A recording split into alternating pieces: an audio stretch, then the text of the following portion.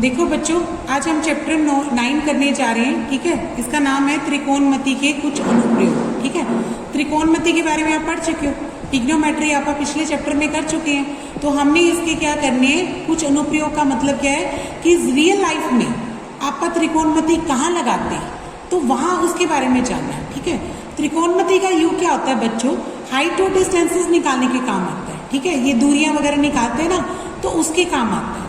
तो देखो, त्रिकोणमिति में जब आप उसका प्रयोग करते हैं तो वहां पे अपने को दो तरीके के कोणों के बारे में जानना पड़ता है। जैसे कैसे कि यहाँ पर आप कैसे करेंगे, हो सकता है कि आप ये क्या है, किसी हाइट है, ये कोई क्या है, मतलब कोई बिल्डिंग वगैरह है। तो अगर आप किसी बिल्डिंग के नीचे से ऊपर की तरफ देखते हैं, जैसे मान लो आप ग्राउंड लेवल पे यहाँ खड़े हैं, ठीक है, और यहाँ से आप उस बिल्डिंग के टॉप को देखते हैं। जब टॉप को देखते हैं ना, तो हम किस तरीके का एंगल बनता है, इस तरीके का एंगल बनता है। तो इस एंगल को हम क्या बोलते हैं, उन्नयन कोण। इस कोण को क्या बोलते हैं बच्चों, उन्नयन कोण। इस कोण का नाम क्या है, उन्नयन कोण। अब उन्नयन कोण में क्या है कि ये जो होता है ये अपना क्षैतिज स्तर है। क्षैतिज स्तर का मतलब समझते हो कि ये क्या, अपनी स्थिर रेखा, जैसे जो धरती है ये ग्राउंड लेवल है। ठीक है, इसको क्या बोलोगे, क्षैतिज स्तर। और यहां से आप उसके टॉप को देख रहे हैं तो ये क्या, अपनी दृष्टि रेखा। ये क्या बनेगी, दृष्टि रेखा। ठीक है, और जिस वस्तु को देख रहे हैं वो उसके ऊपर है, कहाँ, उस बिल्डिंग के टॉप पे। ठीक है, जब हम नीचे से ऊपर की तरफ देखेंगे तो उस कोण का नाम क्या लेंगे, उन्नयन कोण। अब इसी तरीके से क्या हो सकता है बच्चों, जब आप ऊपर से नीचे की तरफ भी तो देख सकते हैं। जैसे आप बिल्डिंग के टॉप पे बैठे हैं, ठीक है, और यहाँ ग्राउंड लेवल पे कोई वस्तु है उसको देख रहे हैं। यहाँ पे अपने कोई वस्तु पड़ी है, इस वस्तु को देख रहे हैं। ठीक है, तो जब आप ऊपर से नीचे की तरफ देखते हैं तो जो एंगल बनेगा, यानी कोण कैसे बनेगा, यहाँ बनेगा, क्योंकि ये है ना अपना क्षैतिज स्तर। तो इस अगर इधर से देख रहे हैं तो ये क्या बनेगा, अपना क्षैतिज स्तर। ये क्या लिखेंगे आपका, क्षैतिज स्तर, यानी हॉरिजॉन्टल लेवल बोलते हैं आप, यानी सीधी रेखा। ठीक है, और यहां से जब आप नीचे देखेंगे तो ये बनी अपनी दृष्टि रेखा। अब ये दृष्टि रेखा बनी, और ये कैसे कोण बना रही है बच्चों, यहाँ पे जो भी कोण बनेगा, इस कोण को नाम देते हैं आपका अवनमन कोण। इसको नाम क्या देते हैं, अवनमन कोण। ठीक है, अच्छा देखो, ये अपना जो हाइट पे खड़े हैं तो ये भी तो धरती है, ये भी ग्राउंड है, यानी ये भी क्या बनेगी, क्षैतिज रेखा बनेगी, ये भी क्षैतिज स्तर बनेगा। और देखो, जो कोण यहाँ बन रहा है वही कोण यहाँ बनेगा, वही कोण क्या बनेगा यहाँ, और ये कोण क्या होंगे, बराबर होंगे। ये क्या कोण क्या होंगे, बराबर।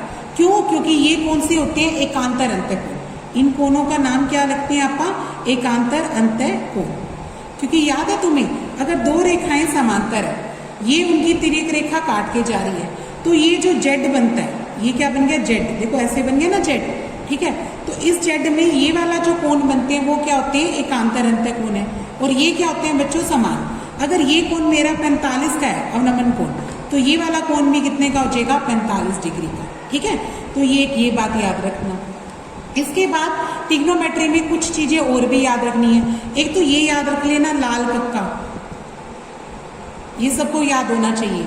लंब बटे करण क्या होता है बच्चों, साइन होता है। ठीक है, आधार बटे करण क्या होता है, कोस होता है। और लंब बटे आधार क्या होता है, टैन होता है। अब इसी तरीके से देखो, करण बटे लंब क्या होता है, कोसिकेंट होता है। और करण बटे आधार क्या होता है, सीकेंट होता है। आधार बटे लंब क्या होता है, कोटेंजेंट होता है। तो ये सारे कोण याद होने चाहिए तुम्हें, ट्रिग्नोमेट्रिक अनुपात याद होने चाहिए त्रिकोणमिति के, ये याद होने चाहिए। और कुछ टेबल से वैल्यू भी याद करनी है आपको, कौन से ज्यादा यूज हो जाएगी बच्चों, वो लिख रहे हैं आप। ऐसे वैल्यू तो सारी याद होनी चाहिए, पर जो मोस्टली यूज होती है वो मैं यहाँ पे लिख रही हूँ। एक तो जैसे अपने को sin 30 की वैल्यू याद होनी चाहिए, वो क्या होती है, 1/2। sin 45 की वैल्यू याद होनी चाहिए, वो होती है 1/√2। एक sin 60 की वैल्यू याद होनी चाहिए, वो क्या होती है, √3/2। अब एक लिखो cos 30, cos 30 का मान होता है √3/2।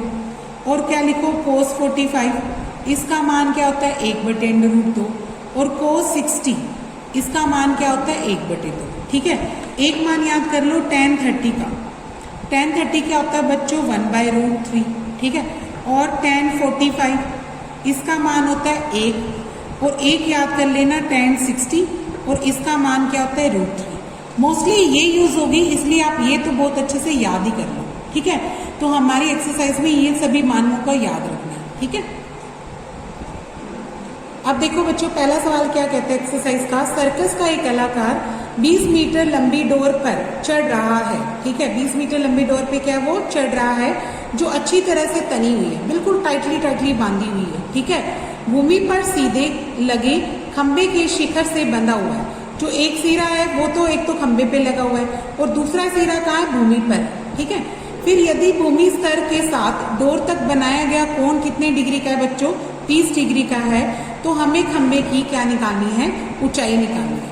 देखा जैसे कि डायग्राम में देखा है, देखो इसको कैसे बनाएंगे आप, ये क्या बना दिया आप लोगों ने, खंबा, और ऐसे डोर उसको बांध दी, बिल्कुल टाइट करके बांध दी एकदम, ठीक है। तो ये हमें निकालना है, जैसे इसके त्रिभुज का नाम क्या है, ABC। AB जो है वो हमारे क्या है, इस डोर, ये खंबे की ऊंचाई है, और AC क्या बनेगी अपनी 20 मीटर, ये क्या है, डोर की लंबाई। तो मुझे यहाँ पे AB का मान निकालना है। AB क्या बच्चों, यहाँ पे लंब, AB क्या बनेगा, लंब, और ये क्या होता है, कर्ण। तो लंब निकालना है, कर्ण मुझे दे रखा है, ठीक है। तो देखो पहले क्या लिखेंगे, त्रिभुज ABC में एक तो कोण B क्या है अपना 90 डिग्री का, ठीक है, और उसके बाद ये वाला तो 90 डिग्री का है, और एक और चीज दे रखी है बच्चों, ये वाला कोण भी दे रखा है। ये वाला कोण मुझे कितने डिग्री का दे रखा है, 30 डिग्री का। यहाँ पे हमें क्या निकालना है, AB। यहाँ पे लिख दो AB, वो क्या है, खंबे की ऊंचाई, खंबे की ऊंचाई, खंबे की ऊंचाई निकालनी है। और मुझे AC दे रखी है, AC क्या है, 20 मीटर। ये क्या बच्चों, डोर की लंबाई, ठीक है, ये क्या है, डोर की लंबाई। और जो कोण दे रखा है वो भी लिख दो, कोण का नाम है ACB, वो मुझे कितना दे रखा है, 30 डिग्री का, ठीक है। अब मुझे क्या दिख रहा है, लंब और कर्ण। लंब और कर्ण का फार्मूला लगाएंगे आप, लंब बटे कर्ण क्या होता है बच्चों, साइन ऑफ द एंगल, यानी साइन 30 डिग्री का हो जाएगा। लंब यहाँ पे क्या है, AB जो मुझे निकालना है, कर्ण यहाँ पे क्या है 20, और साइन 30 का मान कितना होता है, 1/2, वो लिख दो।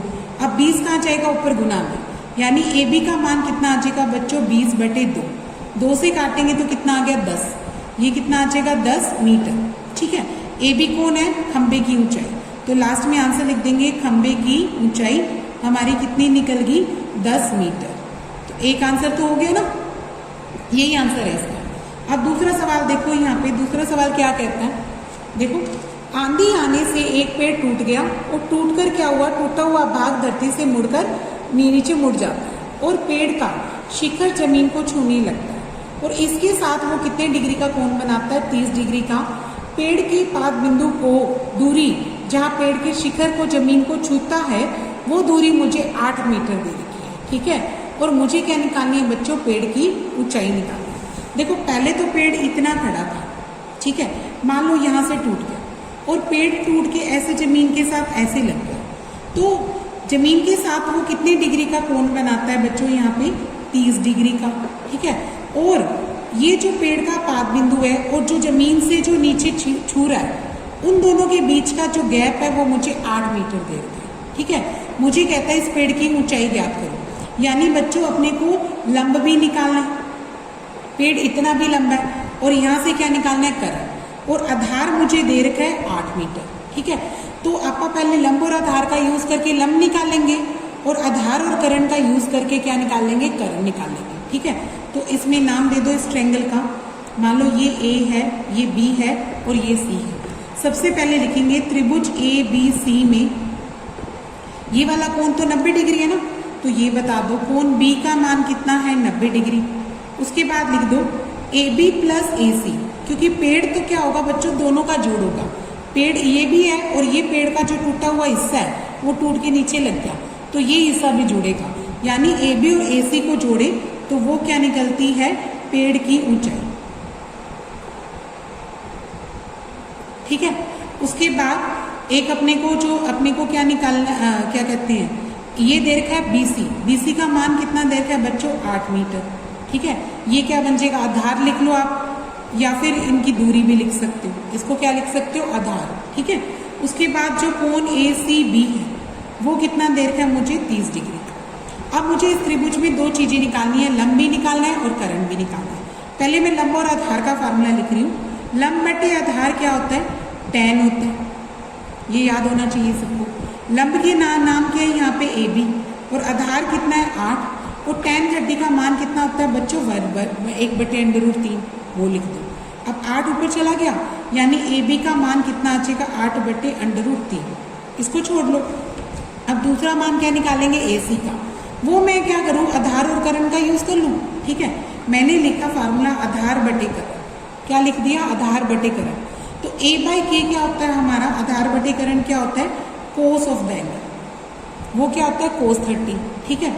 अब यहाँ पे देखो आधार कितना है 8 मीटर, करण कितना है AC, और cos 30 का मान कितना होता है √3/2। अब यहाँ पे भी आर पार गुना कर दो, AC √3 कितना आ जाएगा बच्चों 16, तो AC का मान कितना आ जाएगा 16/√3।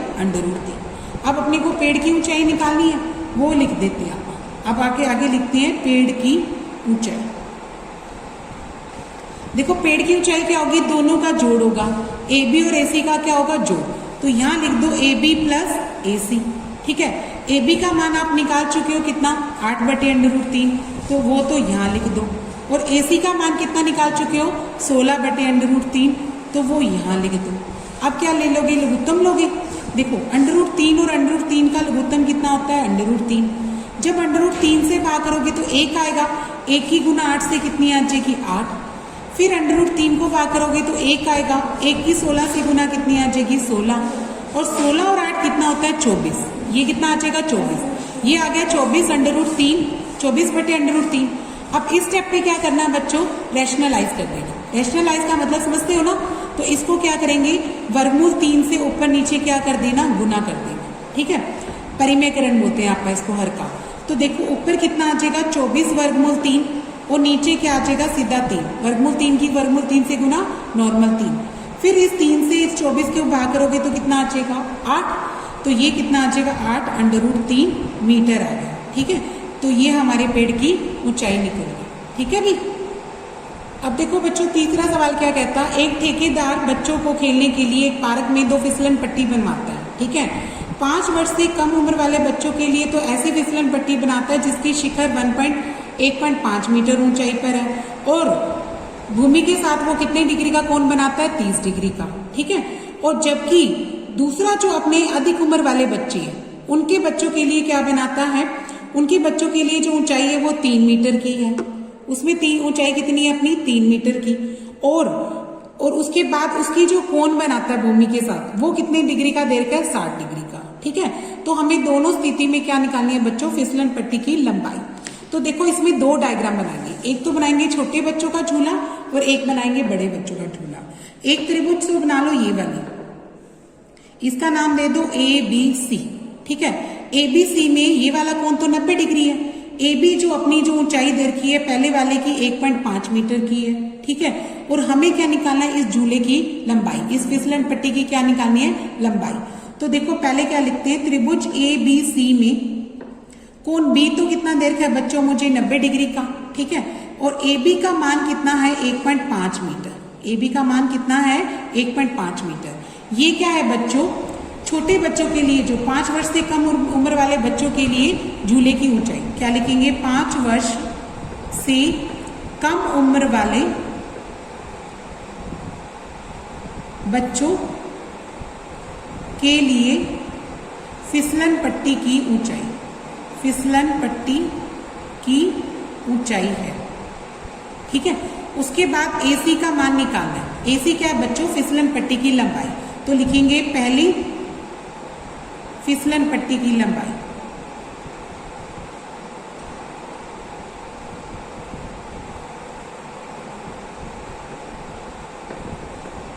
ठीक है।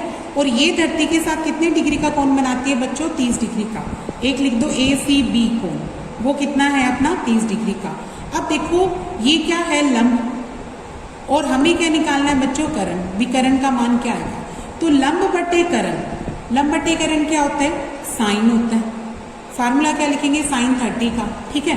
अब लंब का मान कितना है, 1.5, करण कितना है AC, और साइन 30 सबको याद होना चाहिए, मान कितना होता है 1/2।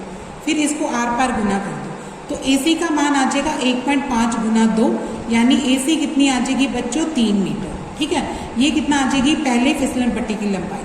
तो ये तो आ गया अपना पहली फिसलन पट्टी की लंबाई।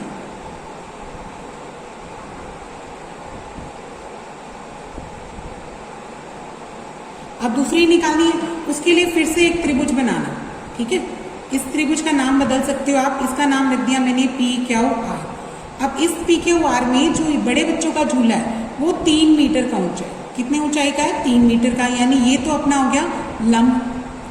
और अपने को इसमें भी करण निकालना है कि करण का मान क्या होगा। ठीक है, करण को आप लिख दो K से, इसमें भी K, करण को क्या लिखना है K, और यहाँ पे भी करण को क्या लिख देना K से शो कर देना। ठीक है, समझ गए ना, यहाँ पे K का मान निकालना है। ठीक है, अब देखो यहाँ पे लिखेंगे आप त्रिभुज PQR में कोण Q कितना दे रखा है मुझे 90 डिग्री, और PQ क्या है, PQ है 3 मीटर। PQ क्या है 3 मीटर। ये क्या है बच्चों बड़े झूले की, बड़े बच्चों के लिए झूले का ऊंचाई। ठीक है, यहाँ पे क्या लिखेंगे अधिक उम्र वाले, देखो एक PQ क्या है 3 मीटर, और ये क्या है अधिक उम्र वाले बच्चों के लिए फिसलन पट्टी की ऊंचाई, फिसलन पट्टी की ऊंचाई। ठीक है, और PR लिख लो बच्चों, PR क्या बनेगी फिसलन पट्टी की लंबाई। क्या लिखेंगे दूसरी फिसलन पट्टी की लंबाई, वो तो पहली आ गई ना, अब ये क्या बनेगी दूसरी फिसलन पट्टी की लंबाई। ठीक है, अब इसमें जो कोण है, इस बार कोण कितना देर का बच्चों 60 डिग्री का। हमें जो PRQ है वो कितने डिग्री का देर का है 60 डिग्री का। तो अब यहाँ पे भी देखो लंब है और करण है, लंब और करण का यूज करो। देखो अपन लंब बटे करण क्या लिखते हैं साइन, वो यहाँ पे फार्मूला क्या लिखेंगे 60 डिग्री का। लंब क्या है यहाँ पे 3 मीटर का, ये लंब कितना देर का है 3 मीटर का, और करण क्या आएगा नाम PR, और साइन 60 का मान क्या होता है बच्चों √3/2। आर पार गुना कर दो, PR √3 कितना आ जाएगा 6, तो PR का मान कितना आ जाएगा 6/√3। अब इसको क्या कर दो हर का परिमेयकरण करो। परिमेयकरण करने के लिए वर्गमूल 3 से ऊपर नीचे गुना करो, तो ये आ जाएगा 6 वर्गमूल 3 और नीचे क्या आएगा 3। इस 3 से 6 काट देंगे तो कितना आ जाएगा 2, यानी PR का मान कितना आ जाएगा बच्चों 2√3 मीटर। ठीक है, ये क्या आ जाएगी दूसरी पट्टी, दूसरी फिसलन पट्टी की लंबाई। ये लिख देंगे दूसरी फिसलन पट्टी की लंबाई आ गई। ठीक है भी। अब नेक्स्ट क्वेश्चन देखो बच्चों, चौथा क्वेश्चन क्या कहता है पढ़ो। भूमि के एक पाद बिंदु से जो मीनार के पाद बिंदु से 30 मीटर की दूरी पर है, मीनार के शिखर का उन्नयन कोण 30 डिग्री का है और मीनार की ऊंचाई हमें ज्ञात करनी है। ठीक है, देखो भूमि पर एक, पहले तो देखो यहाँ पे एक मीनार बना लो, यहाँ पे क्या बना लो एक भूमि पर एक बिंदु बना लो जो इससे कितनी मीटर की दूरी पर है बच्चों 30 मीटर की दूरी पर है। ठीक है, और हमें क्या निकालना है, और कोण कितने डिग्री का बनाता है 30 डिग्री का। हमें पूछा गया है कि ये मीनार कितनी ऊंची है, यानी देखो अगर ये त्रिभुज ABC बनी तो हमें AB का मान निकालना है।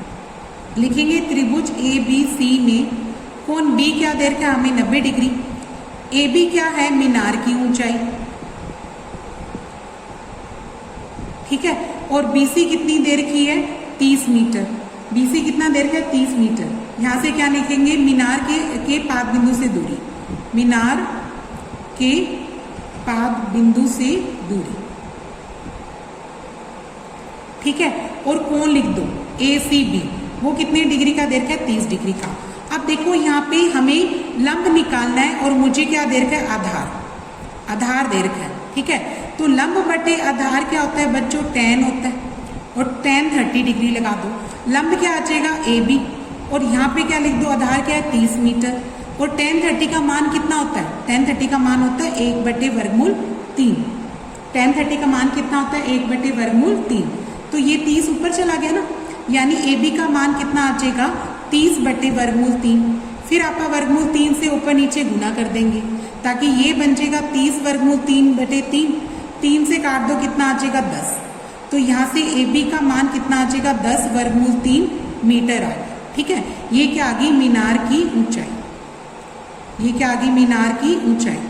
तो यहाँ से मीनार की ऊंचाई अपनी ये निकल गई। ठीक है, अब इसी के साथ अपना क्वेश्चन नंबर 5 क्या कहता है, देखो बच्चों, भूमि से 60 मीटर की ऊंचाई पे एक पतंग उड़ रही है। ठीक है, और पतंग की डोरी एक अस्थायी रूप से आप एक बिंदु से बांध देते हैं और बांधने के बाद अपना जो झुकाव है भूमि के साथ वो 60 डिग्री का है और ये मानते हैं कि कोई भी ढील नहीं है, बिल्कुल टाइट टाइट बांधते हैं। तो हमें डोरी की लंबाई निकालनी है। देखो कैसे बनाएंगे इसका डायग्राम। ये बना दिया अपनों ने काइट, यहाँ पे इतना ऊंचा, ये कितना है 60 मीटर ऊंचा, और ऐसे धरती पे बिल्कुल बांध के डोरी को ऐसे बांध दिया। ठीक है, तो हमें डोरी की क्या निकालनी है, लंबाई। यानी यहाँ पे भी बच्चों करंट पूछा है और हमें क्या दे रखा है, लंब, और ये क्या अपना वही 90 डिग्री का कोण, और यहाँ पर कितने डिग्री का एंगल बना रही है, ये 60 डिग्री का। तो इसका नाम दे दो ABC। लिखेंगे त्रिभुज ABC में कोण B क्या दे रखा है हमें, 90 डिग्री का, और AB क्या लिख देंगे बच्चों, AB क्या है, पतंग की ऊंचाई। क्या लिखेंगे, पतंग की ऊंचाई। ठीक है, और AC हमें क्या दे रखी है, डोरी की लंबाई, डोरी की लंबाई, ये हमें निकालनी है। ठीक है, अब इसके बाद देखो, और जो कोण दे रखा है वो भी लिख दो। ACB का मान कितना है बच्चों, 60 डिग्री का। तो अब यहाँ पे देखो लंब और करण का फार्मूला क्या होता है, सबको याद होना चाहिए। लंब बटे करण क्या होता है, साइन होता है। लंब बटे करण क्या होता है, साइन होता है। लंब हमें 60 दे रखा है, करण हमें AC है, और साइन 60 का मान क्या होता है, √3 बटे 2। आर पार गुना करो, AC वर्गमूल 3 कितना आ जाएगा बच्चों, 120। ठीक है, तो AC का मान कितना आ जाएगा, 120 बटे वर्गमूल 3। अब वर्गमूल 3 से ऊपर नीचे क्या कर लो, गुना कर लो। तो ऊपर तो आ गया 120 वर्गमूल 3 और नीचे क्या आ जाएगा 3। अब 3 से इसको भाग कर दो, कितना आ जाएगा 40। यानी AC कितना आ जाएगा, 40 वर्गमूल 3 मीटर। ये क्या आ गई बच्चों, डोरी की लंबाई। तो हमें डोरी की लंबाई ज्ञात करनी थी इस क्वेश्चन में, तो वो ये आ जाएगा। ठीक है, इस तरीके से ये सम कंप्लीट करना।